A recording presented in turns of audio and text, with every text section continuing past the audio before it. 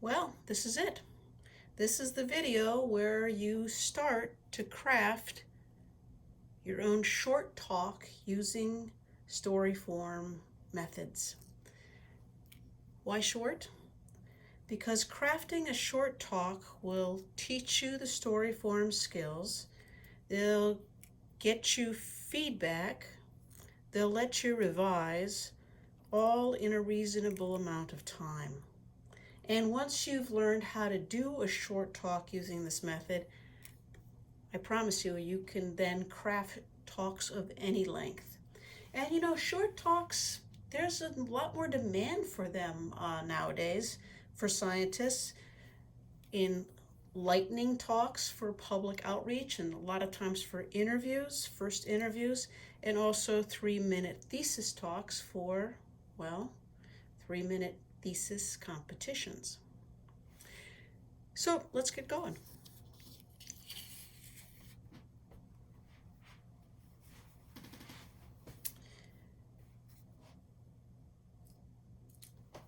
You've got to give talks, and whatever method that we've been using in the past, it hasn't had such great results.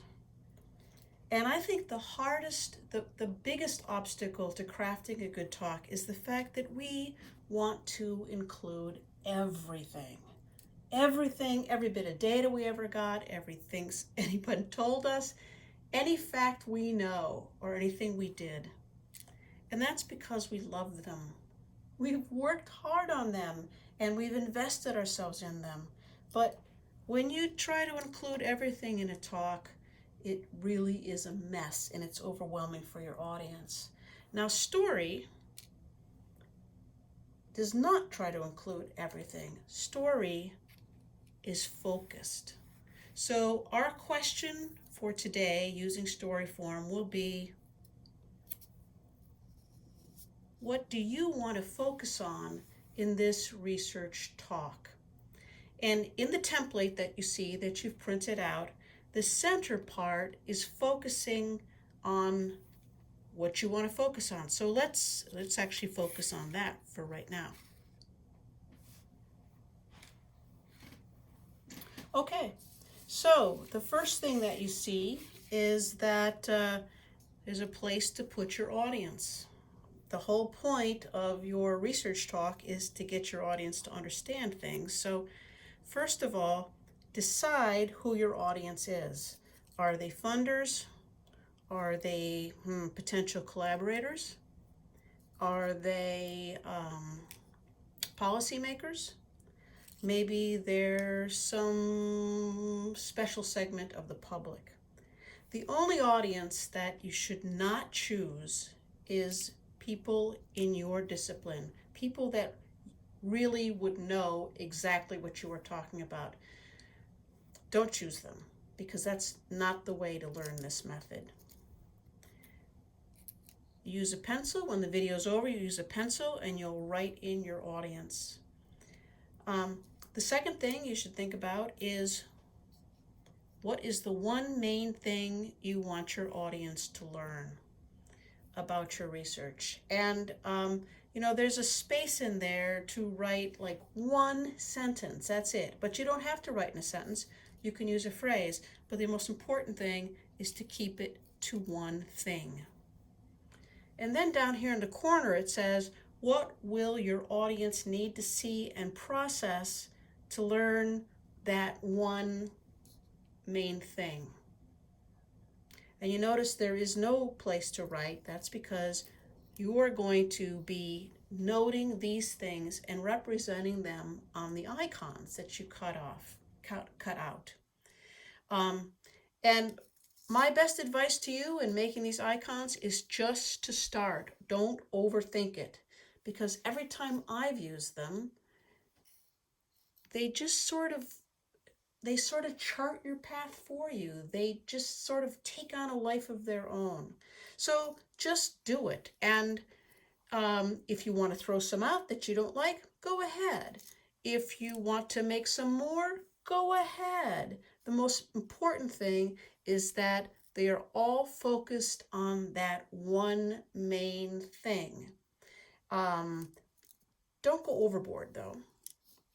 Try to keep it, in the end, try to keep it to under 10. It could be as few as 4, but keep it to under 10. The whole thing you're doing, all of this part should probably take anywhere from 10 to 30 minutes. No more than that.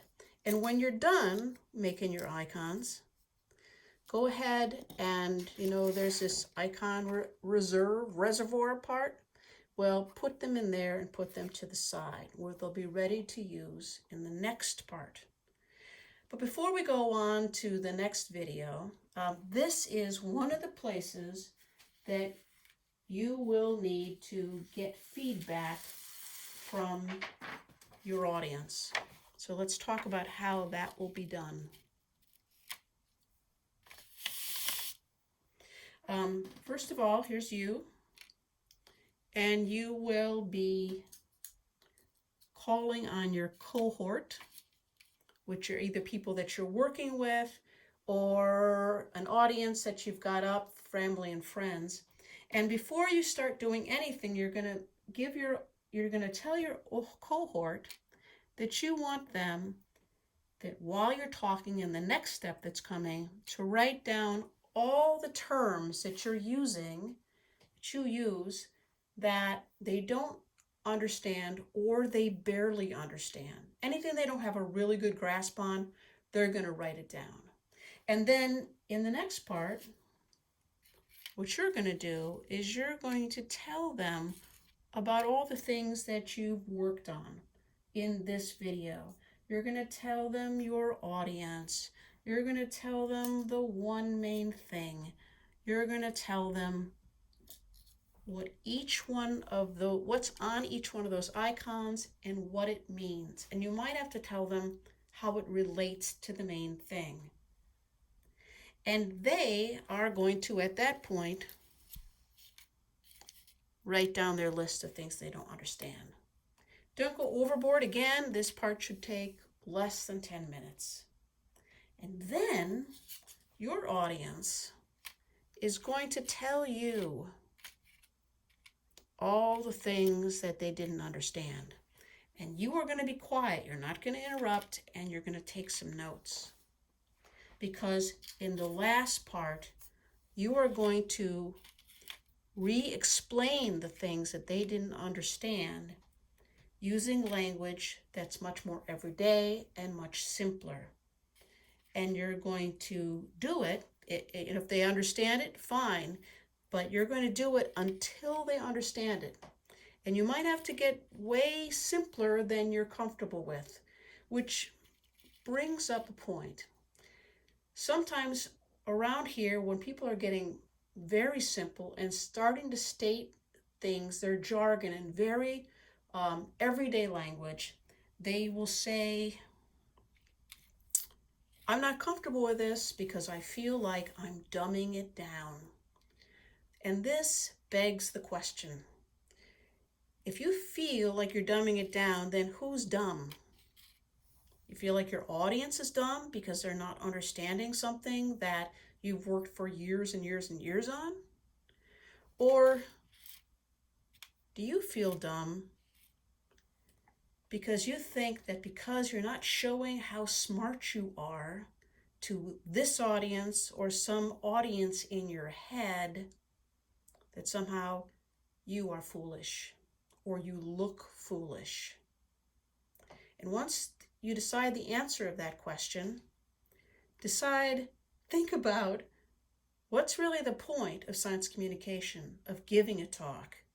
Is it to get your audience to understand, or is it to make yourself feel smart? And on that somber note, I will end this getting to be long video, and I will see you in the next one where we'll start to map out your research journey. Thanks for coming, and I'll see you later.